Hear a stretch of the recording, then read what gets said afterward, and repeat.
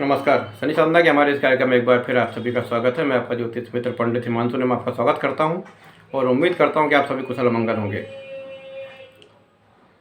कालसर्प योग के बारे में हम आपको जानकारी दे रहे हैं और आज हम बताएंगे आपको कर्कोटक नामक कालसर्प योग। ये कर्कोटक नामक कालसर्प योग कहाँ बनता है?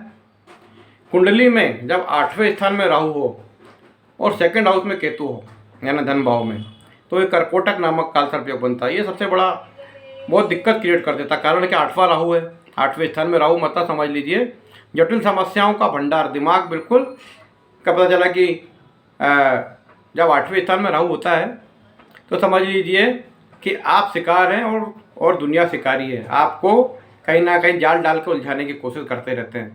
कि आप किसी स्कैम में फंस जाते हैं, कभी आपके ऊपर कोई आरोप लग जाता है, कभी किसी गलत आरोप के कारण आपको कोर्ट की सज़ा भुगतनी पड़ती है या कोर्ट का कचहरी का सामना करना पड़ता है, या कोई गंभीर बीमारी आपको पकड़ लेती है तो उसका आपको ज़िंदगी भर इलाज चलता रहता है। तो 8वां राहु मतलब एक समझ लीजिए कि पुराने जन्म के जो दोष हैं, पुराने जन्म के जो दंड हैं, उसका मतलब आपको उसकी दिक्कत क्रिएट करता रहता है।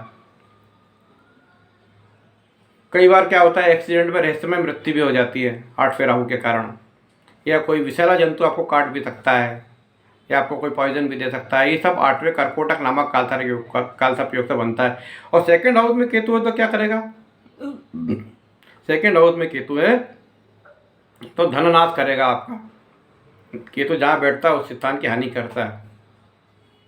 केतु धन का नाश करेगा, कुटुंब का नाश करेगा। कुटुंब का नाश मतलब यह है कि आपको पुत्र नहीं होगा, क्योंकि पितृदोष है, तो पुत्र प्राप्ति में दिक्कत आ जाएगी आपको। जो बोलना चाहेंगे बोल नहीं पाएंगे, आधा बोलेंगे आधा मन में रह जाएगा। आप किसी के पास अर्जी लेने गए कि भाई साहब मेरा ये काम करवा दीजिए, तो काम बोला नहीं, बस काम करवा दीजिए, तो लोग बोले भाई कौन सा काम, तो बोला नहीं हमें आपने कुछ भी। तो ये समझ लीजिए कि आप अपने विचारों को पूर्णतः अभिव्यक्त नहीं कर पाएंगे, ये केतु ग्रह के कारण। तो कर्कोटक नामक कालसर्प योग धन की हानि करता है, कुटुंब की हानि करता है, पुत्र संतान नहीं होता है, और किसी न किसी स्कैम में 8वें राहु के कारण स्कैम में फंसते हैं, विषैला जंतु को डस सकता है, किसी आप स्कैम में फंस सकते हैं, ये सब कुछ हो सकता है।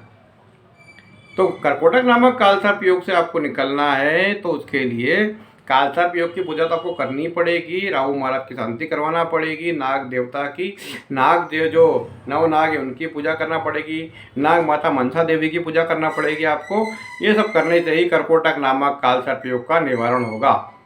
क्योंकि जब राहु केतु कालसर्प योग बनाते हैं तो सारे ग्रह कुछ नहीं कर पाते हैं, क्योंकि सारे ग्रह उनकी कैद में होते हैं।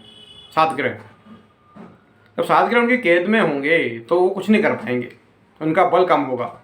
तो सबसे पहले भगवान गणेश जी महाराज को मनाना है, अपने कुल देवी कुल देवता को मनाना है, और उनको मनाने के बाद में कालसर्प योग की विधि विधान से पूजा करना है। काल भैरव की उपासना भी कर सकते हैं। बहुत सी उपासना है जो कालसर्प योग को कालसर्प योग के प्रभाव को खत्म करती है और ईश्वरी कृपा से आपका रास्ता खुल जाता है।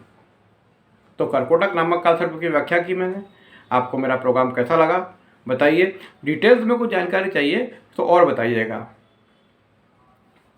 मेरे चैनल को सब्सक्राइब करें, आपसे विनती है, अपने मित्रों से करवाएं। धन्यवाद।